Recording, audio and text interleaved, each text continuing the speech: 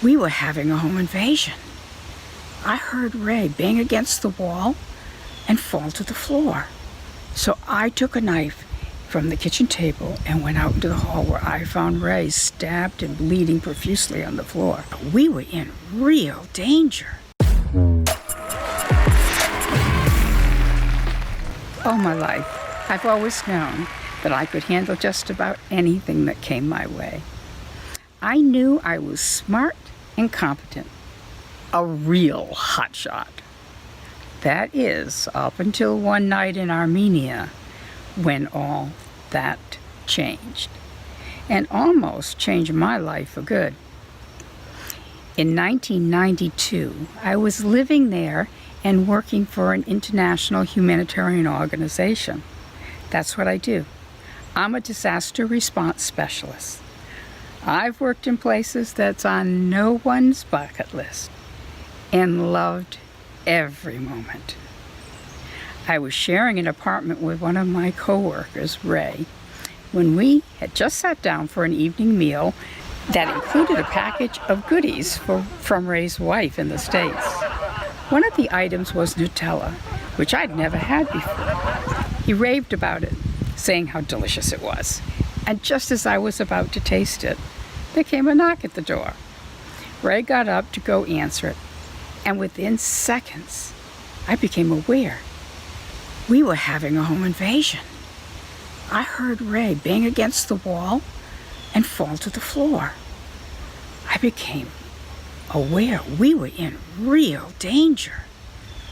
So I took a knife from the kitchen table and went out into the hall, where I found Ray stabbed and bleeding profusely on the floor. Though I saw no one there, I did not know if the intruder had gone into another room. So I grabbed Ray and managed to drag him back to the kitchen, where I secured the kitchen door.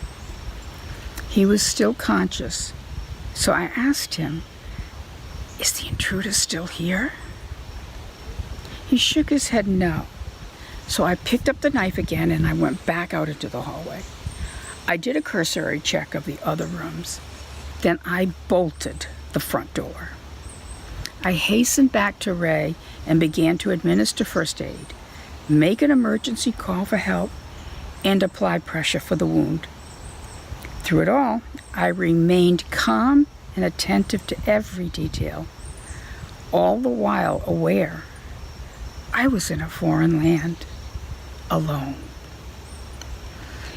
Eventually, help came. We medevaced him home and me shortly thereafter.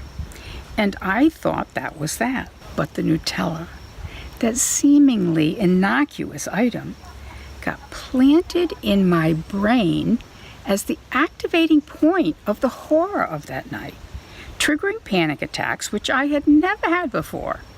I always thought I did not have a nerve in my body.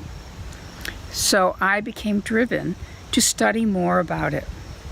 I knew that if I wanted to go back into the field and get my life back, I needed to work on myself. Here's how post-traumatic stress works. You don't have to actually see the item. It just has to come into your mind. Believe me, there were times when I was pretty sure the only nut Nutella was me. Through discipline, I desensitized myself so that the fear and the trauma of that night faded. Nonetheless, still, when I see Nutella, my first reaction is to be back in the apartment and in that night. I'm lucky I was able to identify what caused the change in me and recover my usual cocky self and go on doing what I was born to do. As for COVID, I take all the necessary precautions, and I will get through this just fine. Having to restrict my traveling has led to something new, another change. I've discovered I can paint.